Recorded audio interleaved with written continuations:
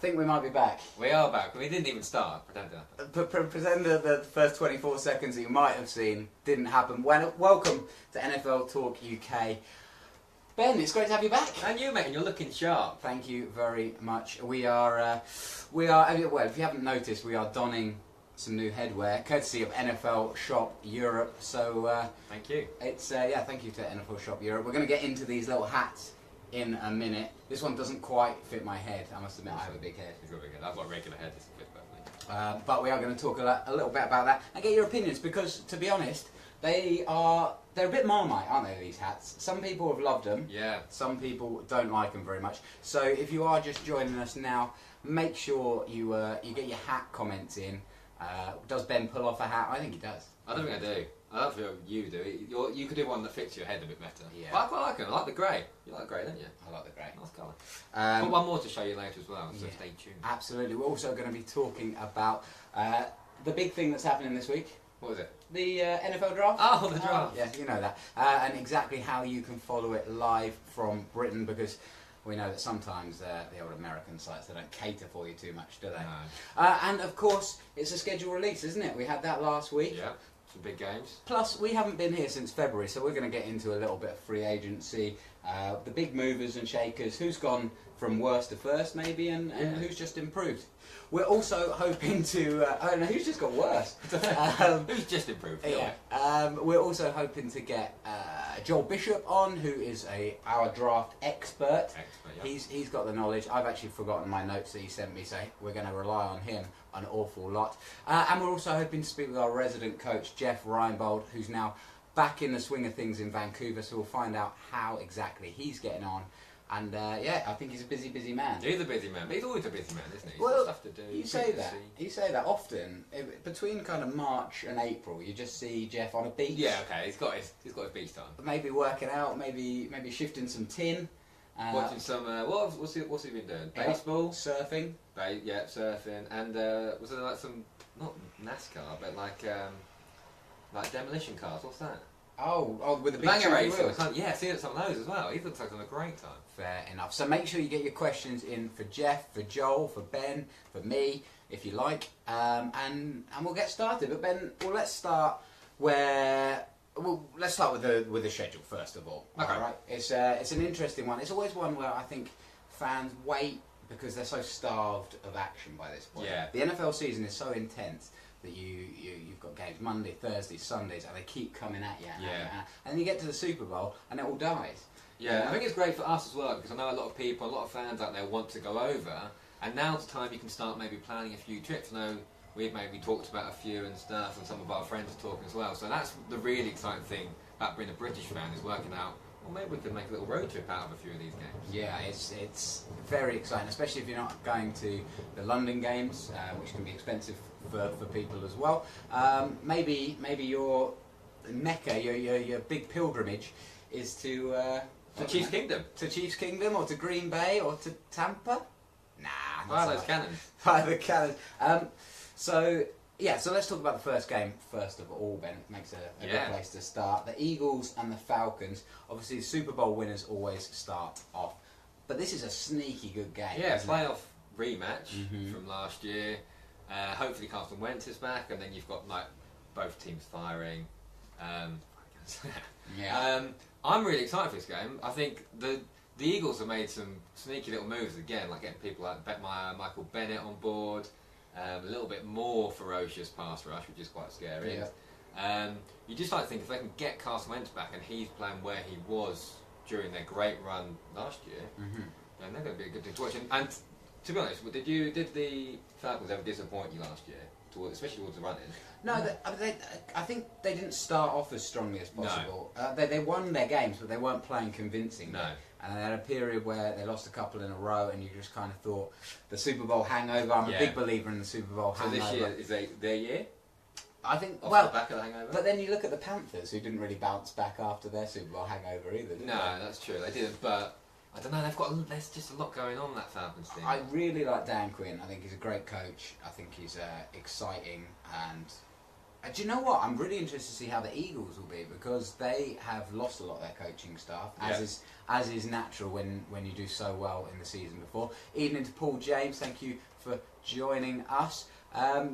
But the Eagles, they seem to be a great team, and obviously nobody expected when Carson Wentz went down that they'd still make it under Foles all the way to the Super Bowl. So they're going to have a really interesting season. You're absolutely right. It kind of all depends on whether Carson Wentz comes back and he's the player that he was. But hasn't he got something to prove now? Like, he didn't win that Super Bowl. He obviously was a massive part of it, but he doesn't have that hangover really. He's got I need to prove everyone wrong that this is my team. Oh yeah, it's not so much about the hangover for him. It's about whether his body is as good as it was. Point, you know, so that's going to be an interesting one and a great start. I think the NFL schedule makers have made a good decision with that one. So we like to do a little prediction. We're miles out. Let's throw our prediction out there. Go on. So Falcons at the Eagles. Go for it. I am going to go with the Falcons. Oh yeah, I'm going to go Eagles. Yeah? Yeah. Genuinely? Yeah. Alright, okay. So they're the Super Bowl champions, you mean genuinely? Well, I don't know. It'd be interesting to see. I think they might struggle. Super Bowl Jack Humphrey's here as well. well. Evening, Jack. Hi, Jack. Welcome along. Make sure you get your questions in for Jeff, because he is hopefully coming up later. If we can beat the technology, and Jeff's got team meetings right now as well, so it's an exciting time for him. I'd love to hear more about what he's doing. So going through some of the schedule, some of the games that jump out. Obviously, a big one in week 2, the Giants at the Cowboys, 2 former Titans. Giants with the 2nd overall pick this year as well, so have opportunity to strengthen. Will they take a quarterback? Will they take Barkley? And Quentin Nelson as well? Yeah, that would be a bit rogue, wouldn't it? I'd like that. That's going to be an exciting one. The Bears are on prime time twice. Bears are on quite a lot this year, which is worrying. But they've made some exciting moves. They haven't. Got Matt Nagy, so that could be quite exciting as well. I'm positive for the Bears. There's quite a few nice little pieces there, and we'll see. Their defense was okay last year as well, so that can stay good. I said decent to good, and the offense can get a bit better, then at least they'll win some games. You're not feeling it? Remind me, we're going to come on to the Bears, and I'm going to ask you for your prediction in a little bit. Another team that's getting a lot of pop with the schedule release in prime time is the Cleveland Browns. Yeah, Browns. I think they're on twice in the first 3 weeks, Okay. something like that. And it just seems mad. That seems mad to me. Like, they didn't win a game last year. I know they've got a lot of draft picks, and they seem to have traded well, but I remember last year everyone was talking exactly the same. Yeah, it's true. So where does all this hope come from? Do you not think it's because they do the schedule now, and like so much of the network coverage and all the reports you read are about the Browns, because they're making all the trades and stuff, so they're like in people's minds. So they think, oh, everyone's talking about the Browns, let's get the Browns on, especially early when they might be. There's hope early. Like, you don't want to put the Browns on like the last 3 games prime time, and they've thrown it all over. Yeah, but if they're going to be rubbish from the start, just don't put them in prime time. Well, and then if they are good and they surprise people, then schedule them. I think it's just a story there now, isn't there? People want the Browns to actually do well. I'm bored of the Browns story. I'm excited by the Browns. It's been the same story for the last 5 years. They've just been rubbish. And they've lost Joe Thomas. You know, that's a massive part of their story. I feel sorry for him. What a wasted career. No, and it's not a wasted career, is it? But he didn't achieve what he should have achieved. He's a brilliant player, and he's been mugged off. Paul James says it's because everyone loves an underdog. Everyone loves them. They love the story. Not me, Paul. When Cleveland Browns you're start, a Jags fan. When they start, wow, they're bumping. And they are now, but they weren't the underdog. No, that's probably where my point comes from. The Jags are actually a good team, and still they get no love. Playing the Patriots, playing the Steelers this year, some good games. I think the Jags are going to do really well this year. But we have to remember that prime time is prime time US side. Yeah. Not actually that great for us. Yeah, that is true. Yeah, so stick the Browns on every week in the late games. David Fierro. Fierro. Is that nice? Yeah, that's good. Hi, David. Hi to you. Jack Humphrey of the Giants fandom. He says draft Barkley and sign Dez. No quarterback. No one wants Dez, so I feel a bit sorry for Dez as well, actually. Yeah, we'll come on to free agents. There's so much to talk about. We say we'll keep coming on to this. I don't know if we'll. We should start talking about that, shouldn't we? David Fierro, go Pats. Pats are done. Yeah? No, they're not done. They're going to draft Lamar Jackson, I think, and that'd be fantastic. Huge game in week 4. Minnesota Vikings at Los Angeles Rams. 2 teams that wanted to prove themselves last year, and both that will be well up for it. Again. A lot of Kirk Cousins, isn't there, this year? A lot of pressure. For sure, absolutely. Kirk Cousins He's been paid a lot of money. Now he's got to prove it. And he's a good quarterback. But I remember a couple of years ago, everyone was just like, "Is he going to do it?" And that's why the Redskins never signed him, because they never really bought into the Kirk Cousins. So it's a massive deal, and he's got a lot of work to do. But the Vikings' offensive line is good, and they're a strong team. He's got some good wideouts. Back, a couple of good receivers, good tight end. But he should do well, really, shouldn't he? He should. But we shall and a good see. defense. But they're going up against the Los Angeles Rams, they seem to be the darlings of the NFL right now. Without a snap being played, everyone is talking about the Rams straight away for the Super Bowl and beyond. It feels like. Are you buying in the hype? Yeah, they made some big trades. Like people like Talib and Peters. There's two lockdown corners, and like they should be. Sue, Donald. Sue. How are they fitting all these guys in? I don't know. Well, they'll just rotate them, won't they? Like pass rush 24/7. Yeah. It's pass rush. Is that going to be your quote? Yeah, pass rush 24/7. You're going to get a T-shirt made. I think the most exciting thing about the Rams is their coaching staff, because not only on offense, but you've got Wade Phillips in there. You alluded to that great defense. He knows how to use it. He knows how to motivate people. Sue's only on a 1-year deal, so he's going to be fighting for a new contract, because he can get paid again. And like you say, you've got Marcus Peters, who's still on his rookie deal. Still 1.7 million. Yeah. Aqib Talib, who's always fighting with everybody, especially Michael Crabtree. No Crabtree though. No, not this time. But that's a huge game in week 4. And I think for me, it's kind of week 6 is particularly huge, because you know the runners from the riders at that point. Yeah. You know, normally someone's gone to a hot start as well, who you might not expect to have got off to that start. Yeah. And so I'm looking at the San Francisco 49ers at the Green Bay Packers, because there, for me, is two teams. This is a Monday night game. Two teams there which could either be brilliant or could either be bang average. Another guy that's got a lot of pop is Jimmy Garoppolo. Yeah. Had an amazing start to last year, but now coaches have got tape on him. Is he going to be one of these guys that actually gets found out a little bit, or is he just going to keep on this meteoric rise? Yeah, because it's difficult, isn't it, when you there's no. Well, there is pressure, I imagine, when you're, 11-0. So there's pressure then, but once you win the game, then where's the pressure after that? You're 11-1, you're going nowhere, you go in and just throw, you can just make some plays. Yeah. From the start, he's getting hyped. There's going to be some pressure then from the get-go. We've got defense has got to step up, like Sherman's come in, that'll be interesting. And they made, Jared McKinnon was a big signing as well. Everyone says he should fit in perfectly to Shanahan's offense, so that'd be interesting. And on the other side of the ball there, you've got Aaron Rodgers, who supposedly is a little bit upset with things in Green Bay. His mate, Jordy Nelson's gone, which everyone was a little bit sad about, I think, at first. So he was not happy about that, and he wasn't happy about his QB coach going as well. What's the QB coach called again? Van Pelt? Van Pelt, yeah. Van Pelt, yeah. So he's off. And they've brought in Frank Cincinnati as quarterback coach. From the Giants. So, Aaron Rodgers has been there since 2005. Fun fact, today is the day that Aaron Rodgers slid down everybody's draft board and found his way into Green Bay. So happy anniversary to all Green Bay Packers fans, because they were delighted with that. But, I mean, these happy marriages, they don't last forever, do they, Ben? I mean, he's been there a long time, 13 years. Imagine if he forced a trade out of Green Bay. That'd be quite fun, wouldn't it? He's still got 4 years left in his contract or something. Yeah. He's got. Well, he's after bigger money as well, isn't he? Well, he's got when people Kirk Cousins getting paid 84 million, then he's going to want all guaranteed as well. He's going to want a bit of that. Now I knew Jersey Paul would say this: Colts v Pats, the Josh McDaniels game, where all Colts fans are going to be hoping that Frank Reich shows McDaniels up in a big way.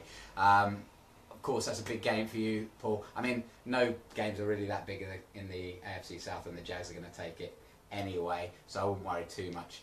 But Titans this year as well. Titans are good. The Texans, when they get Deshaun Watson back. Deshaun Watson, the same principle with Carson Wentz, isn't it? And I mean, you sit and you watch the Colts, and you're just waiting for Andrew Luck to come back, aren't you? Because they're nothing about Andrew Luck. If he comes back, then that's a completely different franchise. And a different division as well. I think that another strong team, the Colts being strong, that's a really good division. Yeah, absolutely. No, it's very exciting in the AFC South. I'm obviously hoping that the Jaguars make it back to the playoffs, but it's nice to have a competitive division. Yeah. The two South divisions are going to be good again this year, I think. Yeah. NFC South as well. Father Cannons? Not this team. I'm not hopeful for the Bucks. No? No, I'm sorry. I was all on the Bucks hype train last year, and I fell off. It's Hard Knocks, isn't it? Hard Knocks gets you in. That'd be interesting. When's Hard Knocks get announced? That'd be soonish. Probably just after the draft. Yeah, it must be. Yeah. That's quite good. Stay tuned for that update, because we don't have it, quite frankly. We'll break it though. No, we won't. David Fiera says, luck with no shoulder strength. He's just rubbing it into Jersey Paul there a little bit. Yeah, a little bit. Oh. A little bit of a wind-up. Right, okay, well, we talked about the Colts a bit. Who are the teams, Ben, do you reckon, that are going to go from nothing, essentially, anonymity, to being a little bit challenging this year? Browns. The Cleveland We've Browns. mentioned them already. You genuinely think that they're going to go from no wins to playoffs? No, not you. Didn't say that. You said anonymity. Yeah, nailed it. Did say that right. To a few wins. No, I didn't say a few wins. I said challenging. Okay, challenging for playoffs. Maybe they can 6-7 wins. Maybe. I think they've made, like, for once, it seems like the right kind of move. I think Tyrod Taylor is a really good move. Like, you want someone. Everyone always go, get a rookie in, and you need someone to fill a hole. Tyrod Taylor wins games. He got the Bills to the playoffs. They dropped him for one game, and Peterman came and he threw four interceptions in the first quarter, and then Tyrod Taylor came back on. It was a bit better, but he carried the Bills to the playoff with no real players of any note apart from Shady. Tyrod Taylor protects the ball well, and I think he was the second best rushing quarterback in the league behind Russell Wilson. Like he's a good can. Yeah, I think so. Yeah. Oh, good fact. Well, I hope it's a fact now. I hope it is. But it's a good one if it is. But yeah, you're right. The Browns have definitely upgraded at quarterback. Yeah. And they've got the first and fourth pick. Where do you think they're going to go with those? I think number 1 they're going quarterback. I think they're going to go Darnold. And then number 4, I think they're going to go Bradley Chubb. I think they're going to. Wow. And then you've got Chubb and Garrett. I think that's as long as Myles Garrett can stay fit this year. It was good life to be played. There's making of some really good skill players. Mm-hmm. You'll notice, Ben, you've got a little bit of a halo around your head. I know. Is it really for hat or is it me? No, I think it might be you. I think it follows me, doesn't it? Your draft knowledge. Let's see about that. Yeah. So you think you're gonna back the Browns to go from nothing to what we're gonna set a bar at 8 wins? Go on then, yeah. That's brave. It's a stretch. So you've got to go. Well, you go. How many they're gonna win on this year? At least a game. Well, yeah. Oh, yeah. They're definitely gonna win. I think there'll be 4 or 5 wins. Okay. Okay. I'd be interested to see what Hugh Jackson's like as a coach, really, because he's got players now. Yeah, now he's got there's no excuse now, so... No, definitely no excuse. But it'd be interesting to see what they do with this draft, and I think they might even trade back. What do you reckon they're going to do? They're going quarterback one, aren't they? Yeah, I think they're going... Not going Barkley now, I don't think. I don't know. I wouldn't be surprised if they went Barkley, because they've seen the success of Fournette and obviously Dallas Cowboys. Elliott, Ezekiel Elliott. So... I wouldn't be surprised if they add a dynamic rusher to a Russian. He might fall to 4 though. He might fall to 4. Yeah. Yeah, easy. Oh yeah, that's what I mean. Oh, so they'll go quarterback okay. number 1 and then pick up Barkley. David Fiera agrees 8 and 8 seems to be the best. He did. And Jersey Paul saying that actually the Colts need Chubb. I mean everybody needs Chubb. Where are the Colts now? 6. 5? No, 6. 6. Yeah. 6. I don't think it's going to fall that far. Is that your draft board? Yeah, it is actually. Who have you got? Do I go for it now? Yeah, I do. Yeah. I reckon Darnold, and then I've got Barkley and Rosen for the Giants, but I think they're going to go quarterback and they're going to take Rosen. Yeah. Jets trade up to 3. I think they're going to go for Baker Mayfield. If Rosen's on the board, I think they'll take him, but I think they're going to go for Baker Mayfield. Browns, I'm going to go Chubb. And then, so Barkley's still on the board. Broncos, so I think Broncos are going to go quarterback as well. So I think they'll go Allen. And then Colts, Barkley's on for the Colts on my little board here. How do you feel about that, Paul?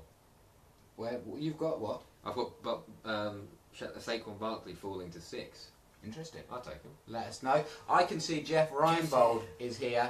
I'm going to try my best to get him in. And Joel Bishop's here as well. Blimey, we've got all our guests falling in at the same time. Right, Jeff, I'm going to try and bring you on camera here. Let's see. Paul says you take. Yeah, there you go. Good to see you. Jeff, if you can accept that. Hey! What's up, man? Huh? Man. Jeff, how are you? I'm great. How are you guys? Yeah, good, thank you. Very good. I'm going to try and turn you up a second here. There we go. Jeff, just tell us a little bit. Where are you? What are you doing? What's going on? I'm here. Where are you? What are you doing? What's going on with Jeff Reinebold? Well, we just broke a staff meeting, so I'm sitting here at my desk. The IT guy is trying to get my TV going, and we're getting ready for our draft. Nice. David Fierro says, nice to see you, Jeff. I think I can speak for all of the UK fans when we say we've missed your face, and we look forward to seeing it on a much more regular basis right now. So you've just joined us, and we're talking the only thing that you can talk right now. It's the NFL draft. It's coming up. It's live on Sky Sports. Jeff, as a coach, how excited do you get about the draft, or is it just work? No, it's an exciting time, obviously, because it's when a whole year's worth of process, and sometimes with the high draft kids, it's more than a year's worth of work comes down to those final hours. And now, particularly with what you're going to see on Thursday, the first round picks, those you can't miss on those guys.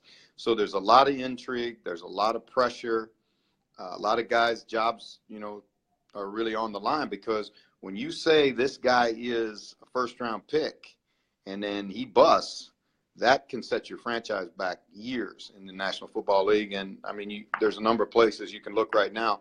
I did a list of some of the, big busts of all time at quarterback, and you go through that, Ryan Leaf, Jim Druckenmuller, Andre Ware, all that. You go through those teams that have busted at quarterback.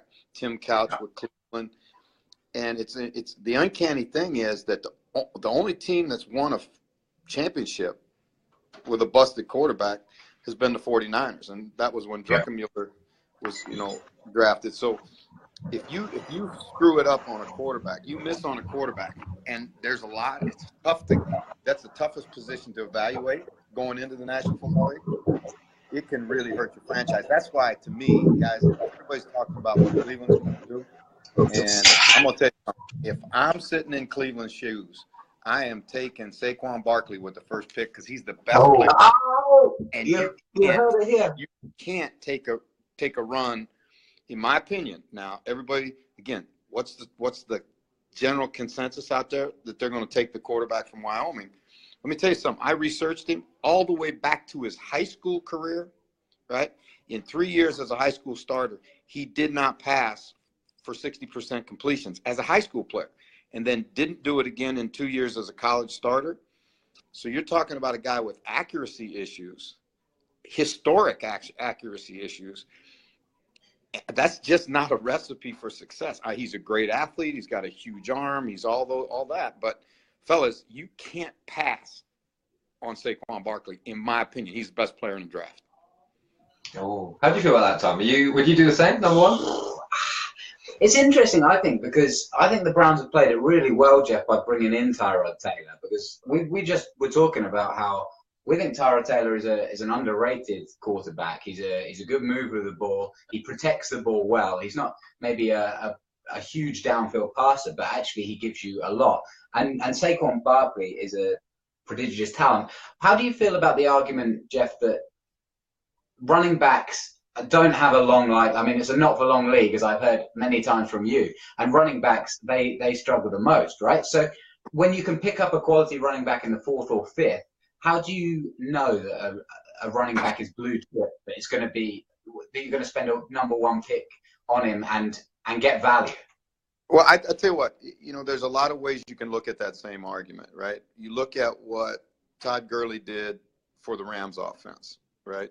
How dynamic Hunt was. And again, and I understand Hunt's a second round pick, but you're talking about a generational talent at running back who has no holes. I mean, there's nothing about the kid that you don't like. Great character, great work habits, no injury history, phenomenal kickoff returner. He makes big plays in every game he's played in. I watched him play live 5 times. In every game, he had a game-changing play, game-turning play. So, to me, you take that guy with the first pick, and then at 4, you can get a quarterback, because there's 5 of them in the draft that are all kind of the same. as the draft has gone on, and then you start looking at, like, for example, Josh Rosen, who's the most NFL ready right now. He's had 2 concussions in his senior year, right? And head injuries are that is the toughest injury to evaluate. So he missed his bowl game with a concussion. He's had a shoulder injury. He reminds me an awful lot of Sam Bradford in that he's tall and he weighs 220 pounds, guys, but you look at his body, it's not a strong 220. So he's going to have those kinds of issues. Now, he can spin it, and he's got the best accuracy. He's played under center. He's got a lot of reasons to like him. But between him, Baker Mayfield, Sam Darnold, one of those guys is going to be available at 4. And I think each of them has holes in them one way or the other. So to me, you take the best player in the draft. And if I'm the Giants, I'm going to take the best offensive lineman in the draft with that number 1 pick, because that kid, Quentin Nelson, if he was a tackle, he'd be the first player picked off the board. He's that good. And again, you look at what they did. They went out and got Nate Solder. Now Flowers can play the other tackle. You get Quentin Nelson, he'll be a 10-year starter for you inside. And now you're protecting a quarterback that still, in my opinion, has, in Eli, tread left on his tires. Yeah, it kind of all makes sense, doesn't it? And another quarterback, because everyone's talking about the 4 big quarterbacks, but Lamar Jackson's kind of getting left off. Where do you see him ending up, and he looks as good as any of the rest of them. You know what? When you watched him, and I watched him real close, because the reason he's not getting the love that you would think he would, although Mike Mayock says he's going to be a first rounder, is because he's so unlike what the NFL wants, right? He's a runaround guy. He's got great feet. He can throw the ball, right? But he's not a, quote, pocket guy. And I think with, what they've had, the issues that they've had with RG3, the issues that they had with Manziel, the guys that are kind of that atypical guy, those guys haven't had great success in the league. So people kind of forget about him. But there's another guy. If you just go on his tape as a playmaker, you take him. Same thing. I really like Baker Mayfield. He's tough. He's competitive. He's strong. He's all that stuff. But he doesn't fit the mold because he's 6'1", right? But if it was a drive to win a game, I want a guy like Baker Mayfield playing quarterback for me. And so those guys are going to go. It's just a question, who's going to commit themselves schematically to what they do. Yeah, for sure. Jeff, I just want to tell you, Harry Rhiannon says hello. Good to see you, young man, she says. Paul James says aloha. And David Fierro from the Rock of Gibraltar, big up. He says, Jeff, who do the Patriots take at number 31? Now, we've got Joel Bishop's draft in front of us, and we're going to hopefully get Joel on a little bit later. Also, the Patriots got 2 picks, of course they have. So they've got 23 and 31. Jeff, if you're the Patriots, what kind of position are you looking for? Well, first thing I want to know is what's Gronk's situation. Is he going to play? Is he not going to play? That's, how healthy is he? There's a lot of things with the Patriots that you never really know because you don't get information out of them. So, they've got to think at that pick, they've got to get help on defense, right? They've got to. Yep. There are going to be some good football players available at those picks. And I think when you look at what they need, I would say linebacker, I'd say pass rusher. Obviously, you can never have enough DBs. But then, again, offensively, they've got a lot of holes to fill on offense, too. Nate Solder was a big, big loss for them. And so you look at that team, and it's going to be interesting to see which direction they go. And they got to start thinking of a succession plan, too. Now, I don't think any of the quarterbacks is going to fall that far, but they'll make good choices, whatever ones they choose. Well, we're hearing as we're on air that Tom Brady has confirmed that he will play again next year. Jeff, was that ever a shock to you? Was he ever in doubt? Nah, that to me was like, I mean, if you know anything about him and you know anything about how competitive he is and how much he wants to win and all that, I was never in doubt. Although, when a guy gets up to 40, you got to start every year taking that into account. And that's why I think they've got to have a succession plan going in their minds right now in some way. Yeah, for sure. Jeff, what I'm going to try and do is I'm going to try and bring Joel Bishop into the mix. He's our draft guru. So Jeff, if you've got questions for him, hopefully we can get you both on. And no, I can't. I'll have to bring him on once we're finished with you, then, Jeff. And I've got plenty more to ask you ahead of the draft, but also how things are going in the CFL as well. So let's talk a little bit more about the draft. Obviously, you can follow it on Sky Sports. On Friday morning, it'll be here from 12:30 a.m. Jeff, you were part of the Sky Sports preview show. So what kind of things were you looking at when you were filming that? Well, I tell you what, I was supposed to be a part of the pregame show, but it didn't work out because I had a 9 o'clock staff meeting. I had a real tight window. I had a half an hour to be able to shoot the show, and apparently there were some technical issues, I guess, at Sky, and they couldn't get the show on, and I couldn't make 13 guys on the football staff wait for me. So I mean, Sky hasn't been the same since I left, Jeff. I must tell you that. I wasn't able to get that done. So, but I think the coverage that Sky's got is going to be outstanding, and I know Neil will steer that ship the way it needs to get steered, and then there's going to be a lot of opportunity to talk about these picks. That Thursday is so intriguing, guys, because there's a lot. Think about it. If you're Denver, let's say, and you got the 5th, there's a lot of quarterback hungry teams around. And Cleveland, you got the 4th. There's a lot of quarterback hungry teams around. Do you parlay those high picks into more picks by trading down? Which New England, that's been their MO for success, is to trade down to get multiple picks because you improve your probability of hitting on a guy. I think there's some guys in this draft that are really, really, really good players. I talked about Quentin Nelson. Obviously, he's going to be a 10-year starter. Mike McGlinchey, the big tackle, I think is a guy that can come in and plug and play right now. Their offensive line coach at Notre Dame is a guy named Harry Heastand, who's now coaching. He had coached with the Bears previous on Ron Turner's staff, and he's back there now working for Coach Nagy. So those kids are extremely well coached, and they did it like pros have to do it. There's a tight end, Gesicki at Penn State. If you want an athlete at tight end, if you want a Travis Kelce kind of guy, he's that guy because he can run and he's athletic and he catch and got great body control. He's just not going to block anybody. So much like Travis. Yeah. So there's some guys that are good football players in this draft that are going to help a number of teams. And I mentioned Barkley at running back, but there's a kid at Georgia that's a really, really good player. Goose from LSU's only back in SEC history to have 3 250-yard games, and he's coming out this year. So there's a number of real good players.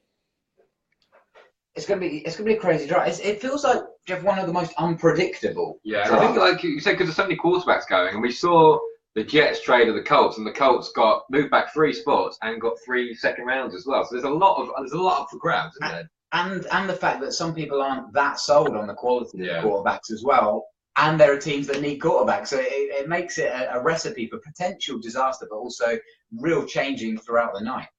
Well, you know what? You look at this class of quarterbacks, and there's a potential for this to be a class with more busts than any class in history, and because they're all going to get overdrafted. I mean, every single one of them. There's not a quarterback in the draft that's the first player. If you just stack your board the way you do, you stack it at the position, but you also stack it overall from 1 to probably 150 or 200. There's not a place, if they just stack the board based on, probability of pro success, there's not a quarterback in the top 5 probably. But they're going to be in the top 5 picks. There may be 4 quarterbacks picked. And so when you do that, what you're doing is you're overdrafting the position, and that's a recipe for disaster. You're really, really speculative buying. You're betting, as they say in Vegas, you're betting on the come line. Yeah, absolutely. So if you're following on Sky Sports, you've got the preview show, which starts at 2:30 tomorrow, which is Tuesday afternoon here on Sky Sports Action. And then it all kicks off on Thursday night, Friday morning, 12:30 a.m. coverage starts. I believe the first pick is at 1. That makes sense. 1 a.m. And that's on Sky Sports Mix. So if you don't even have Sky, you can watch it for free. So make sure you check out there. And then there's a day one review show before the second day of the draft on Friday night from 10:30 as well, so you can check out that. But it's both day one and day two, Ben, are available on Sky Sports Mix. Nice. So if you don't have Sky, you can still follow it. You can also follow it on Talk Sport with Nat Coombs, who does a great job there. Jeff, there's a load of action for NFL fans in the UK to swallow up over the next few days.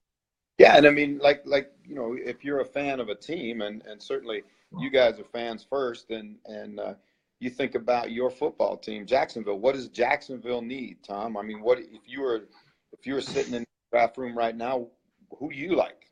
Where do you feel they got to improve? I really think that the Jags still need to improve at quarterback. I'm going to take this Kingdom hat off for the moment because that's not my true loyalties, and you know me too well, Jeff. Excuse the hat hair. I think that the Jags need to, and I really believe they've been doing their research on late first round, early second round quarterbacks. Lamar Jackson? Potentially. I would think that Lamar Jackson might be a good fit. Lamar Jackson and Leonard Fournette is very dynamic. Yeah, it's going to be fast. They need to improve on wide receiver because they lost Allen Robinson and Alan Hearn, so they're lacking with quality wide receivers as well. But the defense is stacked. They don't need to pick up anything. I don't think they might just keep stacking it though, mightn't they? Keep improving what you're good at. But this is your window.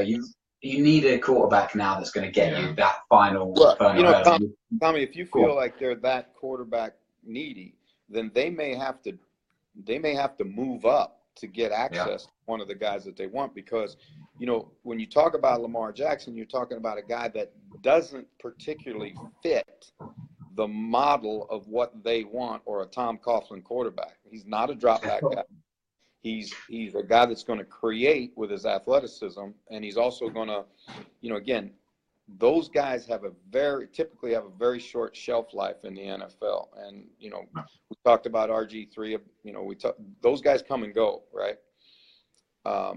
There are a couple guys that may be available to him late like that. There's a kid out of Washington State that threw for 1 billion yards. Now, again, it's in a different system. It's pure shotgun, air raid offense. And then they also have there's also a guy, at Richmond that I kind of like a little bit, who's a little more prototypically what you're looking for in an NFL quarterback. So there are some guys late in the first round. But if they want to access one of those top 5, they're probably going to have to get up there into the top 5 to get it. That may mean trading with Denver, who's at 5, so there's a lot to happen yet before, the first play, and even after the first pick, there's going to be intrigue because teams will be on the phone trying to jockey for position. Yeah, for sure. Jeff, I'm wary of how much time we're going to steal you for, but I do want to know a little bit more about how it feels for you being back in the coaching ring. Obviously, you had a bit of time before when you were unceremoniously removed from Hamilton, and then luckily for us, we got to spend more time with you. But now you're back in the hot seat. How does it feel? New city, new team. I tell you what. You know what? It's like this is like it always is in pro football. That you are like I tell the players right in their first special teams meeting. I said, fellas, I want you to look at the chair in front of you and tell me what it says on that chair.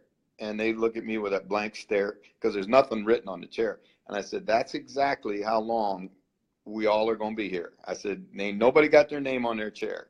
And so you recognize that it's a 1 year, 1 game, at a time deal. And anytime coaching is so much like musical chairs. You remember that game you played when you were a kid? You had music, when the music stopped, you had to find a chair, and they kept pulling chairs away, right? And if you didn't get a chair, you were out. Well, you know, that's the way coaching is, and you're just glad you got a chair every year. So, I mean, I think about it like some really, really good football coaches, Rob Ryan being one of them, he's not working right now. And Yeah. you know, it's just the nature of this business. So you're grateful for every opportunity you get. And how's the team? How are you feeling? How are you bonding with your guys? Do you think that it's been a challenge? Been good.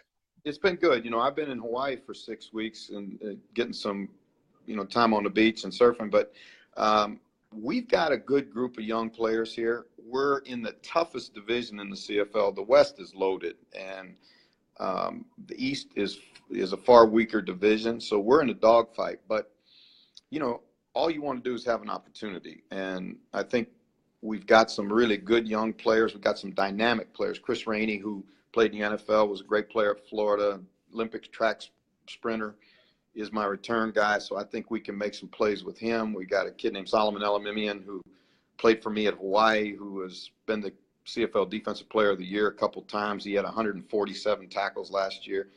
We had a good we did a great job in free agency, went out and got some guys that will help us. But you know how it is. Team is about chemistry, and you got to make sure you're playing together and get a few breaks along the way and stay healthy, and then, you know, you take a shot.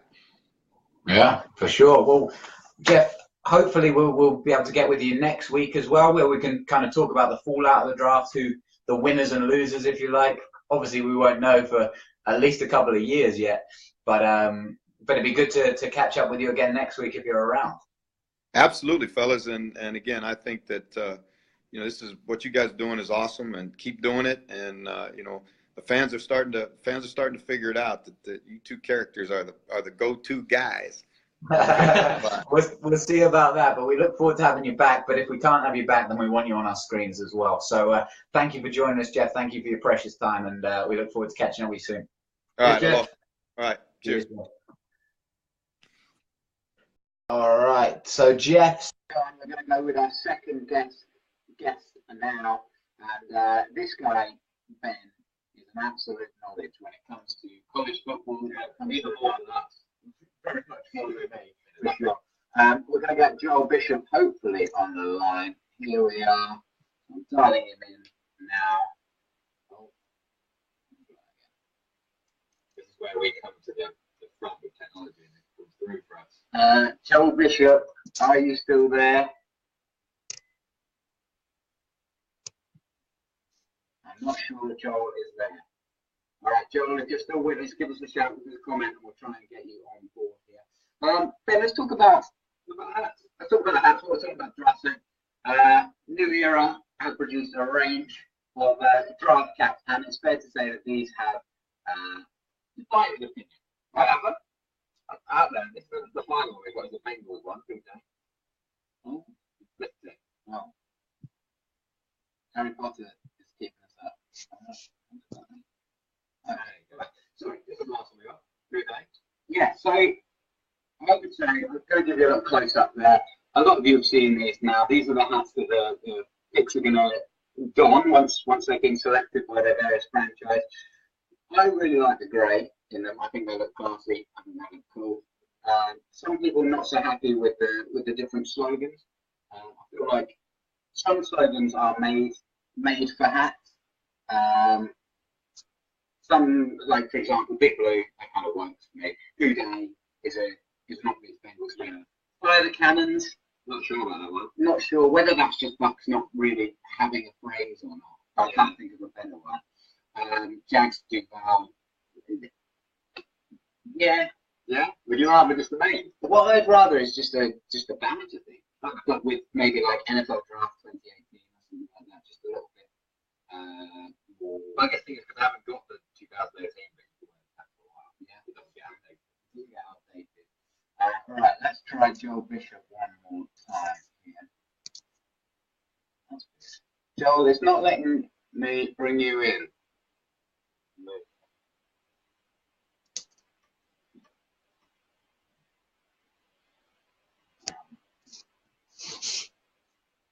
I'm not sure why it's not giving me the option.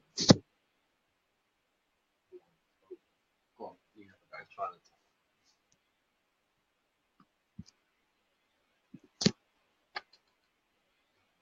There's no answer. I don't know if there's a setting on your phone, Joel, that won't let us speak with you.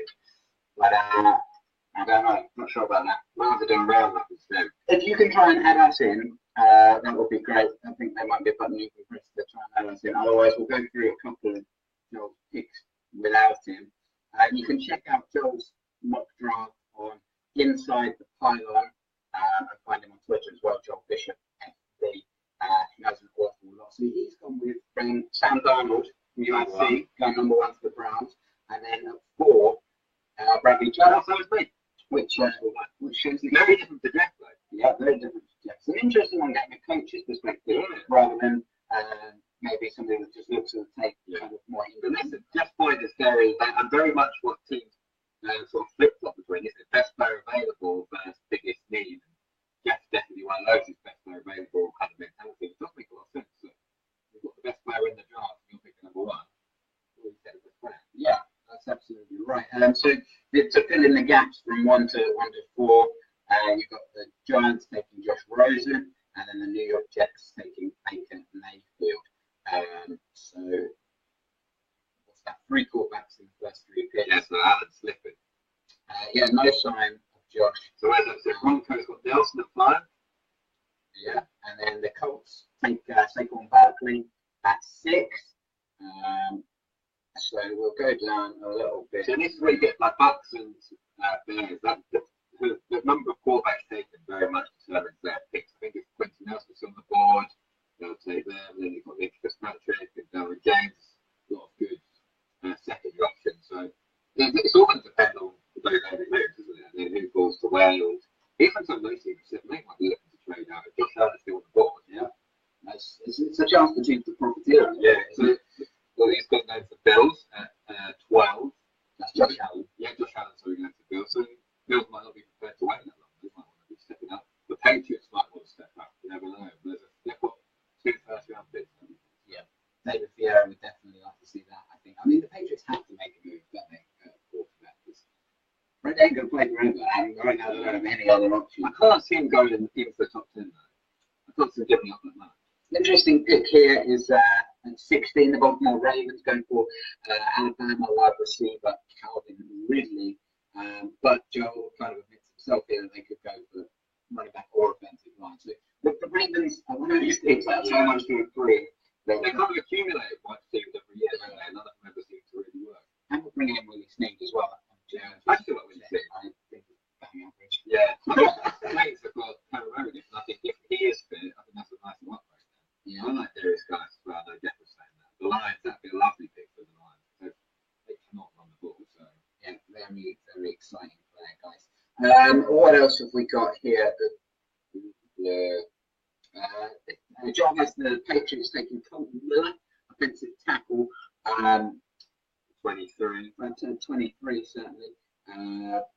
Again, the Patriots are in a little bit of a rebuild, aren't they? Yeah. You know, they've got some old players. They lost a lot of players over the last couple of free agencies. People wanted to get paid, rightly so. So they've got some interesting moves. So, Colton Miller at 23, and then Sam Hubbard, the defensive end from Ohio State, which would be, I mean, he's a force of nature. He's a big guy. So that's going to make that pass rush very, very exciting. They need a bit of pass rush, don't they? Like, they got Joe Harris in for the playoffs because they were struggling. He's a good job, and they could do it some young help. Now, and we'll finish with the Super Bowl champions, Philadelphia Eagles. Joel has Mike Hughes. That would be a big thing for Mike Hughes. He's been top 15 pickings. But like I said, it can work out well. It's something you can, if you're lucky enough at the Eagles, someone like Hughes can fall to your lap and the best get better. Yeah, absolutely. And that's the excitement of the draft, isn't it? There can be so much changeability, and this really is a draft that is destined to be crazy. So you just look at last year, don't you? Look at Kamara and Huntley going out the 3rd round. You think, well, there's so many picks that we're not even talking about, really. We could light out. Right, sorry, Joel, we couldn't get you on. Maybe we'll get you on next week to chat about kind of post-draft and the fallout, really. Let us know what you thought of the draft when it happens. We're going to be tweeting all the way through it. Follow NFL Talk UK on Twitter for that. Yeah, we'll be up for the whole thing. We're going to be up for the whole thing. So as I say, you can follow it on Sky Sports Action and Sky Sports Mix if you don't have it. Talk Sport as well with Matt Coombs. And NFL UK as well. So we're going to be chatting all night with you guys, and we're very, very excited about it too. So thank you for joining us. We appreciate you and you sticking with us via our technical difficulties. Thanks to Jeff for being a legend and always getting in and chatting with us. We appreciate it. Is that it? That's it. Because Paul just said that the last week's birthday. So hope the Colts give him a nice little birthday. Well, you can have a drink, Paul, stay out, hopefully. Because you haven't sat too long for the Colts to. But we hope you have a very lovely day and the Colts deliver with their present. All right. Take care, guys. Enjoy the draft and we'll see you later. Cheers.